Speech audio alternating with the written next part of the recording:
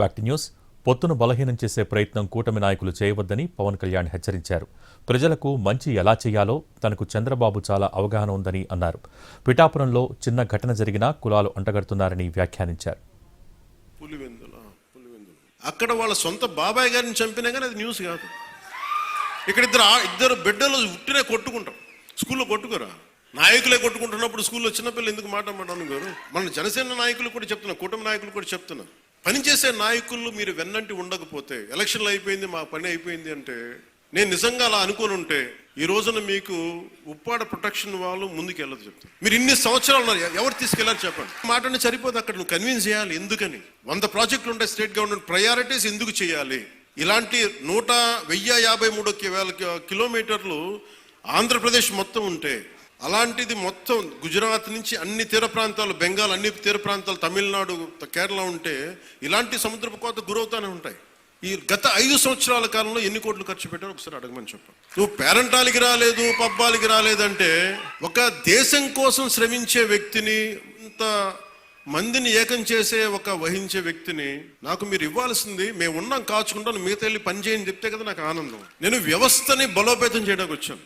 అంటే నా అవసరం లేని నిజమైన నాయకత్వం ఏంటి? నాయకుడు అవసరం లేకుండా పనులు జరిగిపోవాలి సింగపూర్ లాగా. అది కదా అభివృద్ధి అంటే.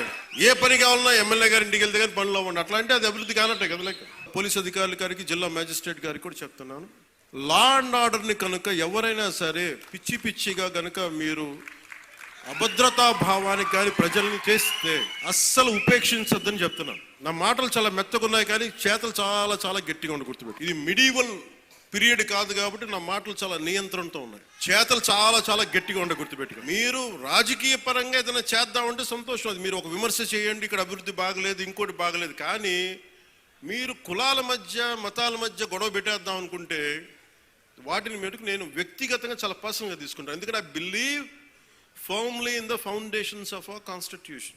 నేను స్వయాన ముఖ్యమంత్రి గారే మేము తప్పు చేసినా మాకు కూడా అప్లై చేయండి అని మేము శాసనసభలో చెప్పి we are bounded by that word. మరి 2019లో అన్ని కేసులు పెడుతున్నాం, వాళ్ళందరూ ఏమైపోయారు? అప్పుడు గొంతు పెగలలేదు అప్పుడు.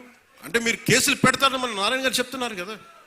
అందుకని ఇవన్నీ దృష్టిలో పెట్టుకొని ఈ అలయన్స్ని దయచేసి ఎవరు కూడా, జనసేన నాయకులు కావచ్చు, ఏ కూటమి నాయకులు ఎవరైనా కావచ్చు, దీన్ని దయచేసి బలహీనం చేయకండి. ఎందుకంటే నాకు చంద్రబాబు నాయుడు గారికి చాలా అపారమైన అవగాహన ఉంది మన ప్రజలను ఎలా కాపాడాలని. మా ఇద్దరి మధ్య అసలు అలాంటి అరమరికలు కానీ విభేదాలు కానీ లేవు.